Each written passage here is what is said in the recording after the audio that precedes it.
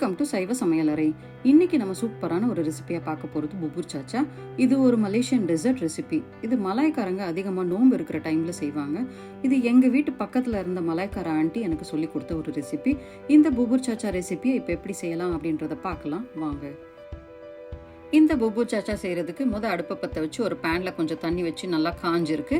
இதுல அரை கப் அளவு ஜவ்வரிசியை போட்டுக்கலாம். இதை ஒரு 3/4 வேக்காடு வேகிற வரைக்கும் கொதிக்க விட்டுறலாம். பார்த்தீங்கன்னா இந்த ஜவ்வரிசி இப்போ ஒரு 3/4 வேக்காடு வெந்திருக்கு. இதில் பார்க்கும் போதே தெரியும் உங்களுக்கு அந்த ஜவ்வரிசி இன்னும் டிரான்ஸ்பரண்டாக மாறல, கொஞ்சம் வெள்ளை வெள்ளையாக தான் இருக்குது. இந்த அளவுக்கு வெந்தா போதும். இப்போ இதில் இருக்க தண்ணி எல்லாம் வடிகட்டிட்டு அந்த ஜவ்வரிசியை தனியாக ஒரு பக்கமாக எடுத்து வச்சுக்கலாம். இந்த புபு சாச்சா செய்யறதுக்கு நான் இன்னைக்கு இந்த குலா மலாக்கா தான் எடுத்து வச்சிருக்கேன். இது பனைமரத்துல இருந்து எடுக்கக்கூடிய ஒரு வகையான வெல்லம். இந்த வெல்லத்தை இடிச்சு ஒரு கப் அளவு அளந்து எடுத்து வச்சிருக்கேன். நம்ம ஸ்வீட் செய்யறதுக்கு எப்படி வெல்லம் யூஸ் பண்ணுவோமோ அதே மாதிரி சிங்கப்பூர், மலேசியால அதிகமா இந்த குலா மலாக்கா தான் யூஸ் பண்ணுவாங்க. அடுத்ததா ஒரு பாத்திரத்துல 2 கப் அளவு தண்ணி அளந்து வச்சு நல்லா காஞ்சிட்டு இருக்கு.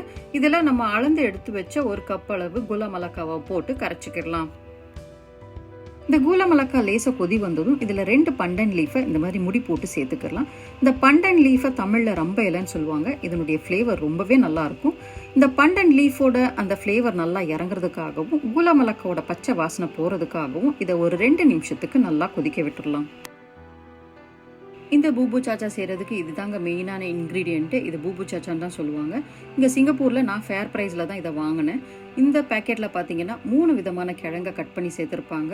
இந்த ஆரஞ்சு அண்ட் எல்லோ கலர்ல இருக்கிறது ரெண்டுமே 2 விதமான சீனி கிழங்குங்க. இதை சக்கரவள்ளி கிழங்குன்னு சொல்லலாம். இந்த லைட் பிங்க் கலர்ல இருக்கிறது யாமுன்னு சொல்லுவாங்க. இது நம்ம ஊர் சேனக்கிழங்கு மாதிரி தான் இருக்கும்.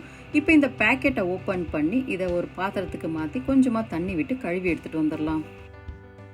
பார்த்தீங்கன்னா இந்த கூலா மலாக்கா நல்லா கொதிச்சு அதனுடைய பச்சை வாசனை எல்லாம் போயிருக்கு. அப்படியே நம்ம போட்ட பண்டன் லீஃபோட ஃப்ளேவருமே நல்லா இறங்கியிருக்கு. இப்போ இது கூட நம்ம கழுவி எடுத்துட்டு வந்த கிழங்கு எல்லாத்தையும் போட்டுக்கலாம். பொதுவாக மலைக்காரங்க பார்த்தீங்கன்னா இந்த கிழங்கை தனியாக ஆவியில் வேக வச்சு தான் இது கூட சேர்ப்பாங்க. ஆனால் அப்படி பண்ணுறது எனக்கு பிடிக்காது. இந்த கிழங்கு இந்த சிரப்பில் போட்டு வேக வச்சாதான் அதனுடைய ஃப்ளேவர், அந்த ஸ்வீட்னஸ் எல்லாமே இந்த கிழங்குல இறங்குன்றதுனால நான் எப்பவுமே இப்படி தான் செய்வேங்க. உங்களுக்கு எப்படி விருப்பமோ அந்த மாதிரி செஞ்சுக்கோங்க. இப்போ இந்த கிழங்கு எல்லாம் ஒரு 3/4 வேக்காடு வேகிற வரைக்கும் நம்ம கொதிக்க விட்டுடலாம்.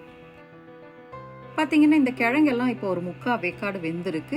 இந்த ரெசிபி பொறுத்த வரைக்கும் இந்த கிழங்கு நம்ம கடிச்சு சாப்பிட்ற பதத்துக்கு தான் இருக்கணும். ரொம்ப சாஃப்டா வேக வச்சிடக்கூடாது.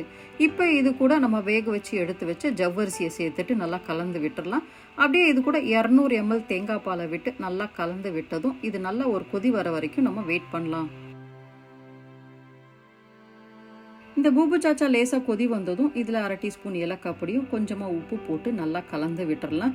பொதுவாக மலாய்க்காரங்க இந்த ஏலக்காய் பொடியெல்லாம் சேர்க்க மாட்டாங்க. அதுக்கு பதிலாக தான் இந்த பண்டன் லீஃப் சேர்க்குறாங்க. இது நம்ம ஸ்டைலில் செய்கிறதுனால நான் கொஞ்சமாக ஏலக்காய் பொடி சேர்த்துக்கிறேங்க. இப்போ இதில் போட்டிருக்க பண்டன் லீஃபை எடுத்து வெளியில் போட்டுட்டு இதை நல்லா ஒரு கிண்டிட்டு அடுப்பை ஆஃப் பண்ணிட்டோம்னா சூப்பரான பூபு சாச்சா இப்போ தயாராகிடுச்சு.